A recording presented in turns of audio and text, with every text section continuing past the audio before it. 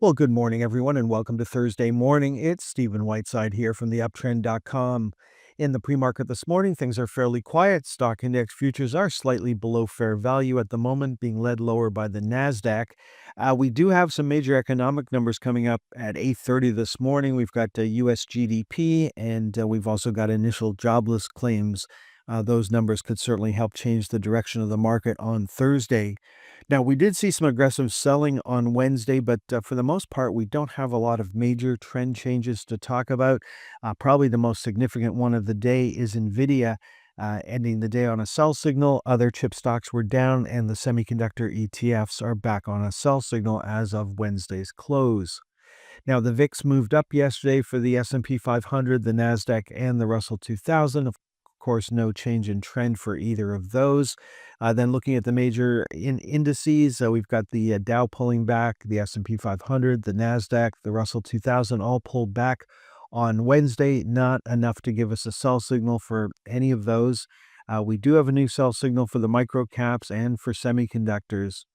Looking at the Canadian market, we had a pullback in the TSX 60 and the Vanguard Canada ETF. Again, no change in trend.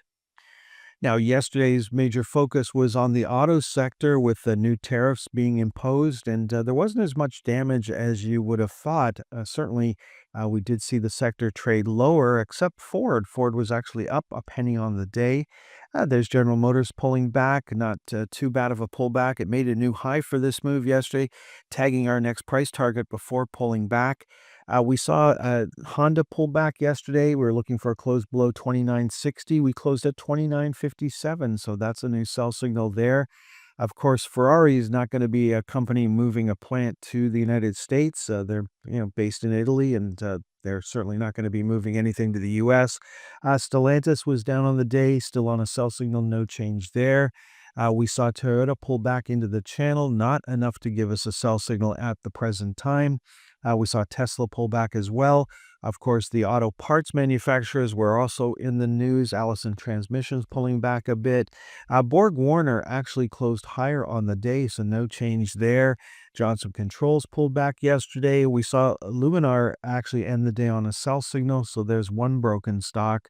Magna International, no change there, just treading water at the moment. Let's finish off this morning's presentation, taking a look at the world of commodities. And we had crude oil move higher, gasoline move higher on Wednesday. We saw a small pullback for natural gas having an inside day, so nothing going on there. Now, copper continues to move higher. It's not a sign of global economic expansion. It's more to do with the hoarding ahead of the tariffs going in. So a lot of manufacturers buying their copper ahead of when they need it. Gold was down slightly yesterday on the GLD. Gold is trading higher in the pre-market this morning. There's palladium moving up yesterday. It's still on a buy signal, no change there. Platinum still on a sell signal, no change there. And silver still on a buy signal, no change there on Wednesday. Okay, that's all for this morning's presentation. So far, stock index futures are fairly quiet this morning, waiting for those big economic numbers to come out at 8:30. Thank you very much for your time and attention. Next time you'll hear my voice is on Friday morning, and at that time we'll walk through the most actively traded stocks from Thursday's trading action. Thanks for tuning in until the very end of today's stock market timing educational video.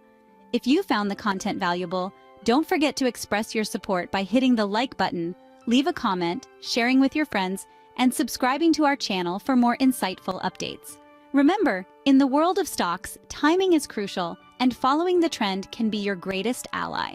If you would like more information on how we can help you better time the stock market, please visit theuptrend.com.